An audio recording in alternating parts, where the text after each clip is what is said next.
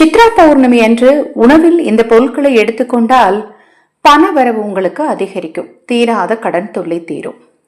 இந்த சித்ரா பௌர்ணமி நாளில் 1/5/2026 அக்ஷய பாத்திரம் உணவளிக்கும் திட்டத்தின் மூலம் ஆதரவற்ற ஏழை குழந்தைகளுக்கும் முதியவர்களுக்கும் உணவளிக்க விரும்பினால் 9344692042 இந்த வாட்ஸ்அப் எண்ணிற்கு தொடர்பு கொள்ளுங்க.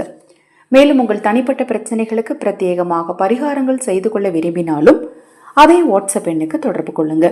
இந்த நாளில் உங்கள் வீட்டில் பாட்டி தாத்தா இந்த சித்ரா பௌர்ணமி நாள் அன்னைக்கு வழிபாடு செய்கிற அன்னைக்கு உணவில் கண்டிப்பாக இந்த ஒரு பொருளை சமைச்சிருப்பாங்க. இன்றைய நாளில் நீங்கள் செய்யக்கூடிய ஒவ்வொரு தர்ம காரியங்களும் உங்கள் வாழ்க்கையில் நீங்கள் தெரிந்தும் தெரியாமலும் செய்த பாவங்களை நிச்சயமாக சரி பண்ணும். இந்த நாளில் சித்திரகுப்த வழிபாடு, மகாலட்சுமி வழிபாடு, குலதெய்வ வழிபாடு, முன்னோர் வழிபாடு இதையெல்லாம் தவறாமல் செய்யுங்க. நாம் செய்யக்கூடிய ஒவ்வொரு விஷயத்துலையும் நமக்கு நம்பிக்கை ரொம்ப ரொம்ப அவசியங்க.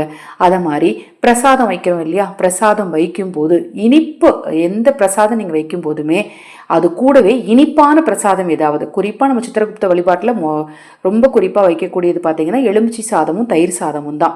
அது கூடவே ஏதாவது ஒரு இனிப்பு வச்சிங்கன்னா கூடுதல் சிறப்பு. அந்த இனிப்பை குழந்தைகளுக்கு நாம் தானம் கொடுக்கறது ரொம்ப ரொம்ப நல்லதுங்க. உங்கள் வீட்டுக்கு பக்கத்தில் இருக்கக்கூடிய குழந்தைகளுக்கு நீங்கள் உங்கள் வீட்டில் நிவேதனமாக வச்சு அந்த இனிப்புகளை நீங்கள் தவறாமல் எடுத்து கொடுங்க. சரி, இந்த நாளில் உணவில் சேர்க்க வேண்டிய பொருள் என்னென்னு பார்த்தீங்கன்னா வேப்பம் பூ. இப்போ பார்த்தீங்கன்னா யார் வீட்டிலலாம் வேப்ப மரம் இருக்கோ அவங்க வீட்டில் எல்லாமே போய் மரத்தை பாருங்கள், நிறைய வேப்பம் பூக்கள் அதில் இருக்கும். அந்த காலத்தில் என்ன செய்வாங்கன்னா சித்ரா பௌர்ணமி அன்னைக்கு முதல் நாள் இரவே என்ன பண்ணுவாங்கன்னா வேப்பம்பூவை சுற்றி ஒரு வெள்ளை வேட்டியாவது ஏதாவது ஒரு துணியாவது விரிச்சு விட்ருவாங்க. அந்த நைட்டு பொழுதுல அந்த கொட்டக்கூடிய அந்த பூக்கள் எல்லாம் மறுநாள் காலையில் சேகரித்து எடுத்து அந்த பூவில் பச்சடி செய்வாங்க, அல்லது வெண்டைக்காய் பச்சடி செய்வாங்க, கேள்விப்பட்டிருக்கீங்களா? அந்த வெண்டைக்காய் பச்சடியில் சிறிதளவு வேப்பம்பூவை சேர்த்துக்குவாங்க, அல்லது தயிர் பச்சடி செஞ்சு தயிர் பச்சடியில் சிறிதளவு வேப்பம்பூவை சேர்த்துக்குவாங்க. வேப்பம் பூவை இந்த நாளில் நீங்கள் ஒன்றை உணவில் சேர்த்துக்கிட்டீங்க அப்படின்னா உங்கள் வாழ்க்கையில் பொருளாதார ரீதியான பிரச்சனைகள் நிச்சயமாக தீரும். அது எப்படிங்க, இந்த பொருளை சாப்பிட்றதுனால எனக்கு எப்படி கடன் தீரும்? இந்த டவுட் நிறைய பேருக்கு வரும். கண்டிப்பாக யாராவது 2 பேராவது வாட்ஸ்அப்பில் கேட்பீங்க. நாம் செய்யக்கூடிய ஒவ்வொரு விஷயங்களுமே நம்ம கிட்ட நல்ல ஆற்றல்களை உண்டு பண்ணும். நமக்கு ஏன் கடன் பிரச்சனை வருது, நம்மளுக்கு ஏன் எதிரி தொல்லை வருது, நம்மக்கிட்ட நல்ல ஆற்றல் இல்லை, நல்ல ஒரு மகிழ்ச்சியான ஒரு வைப் இல்லை அப்படின்னாலே ஆட்டோமேட்டிக்காக அடுத்தடுத்த பிரச்சனைகள் நம்மளை சூழ ஆரம்பிச்சிடும்.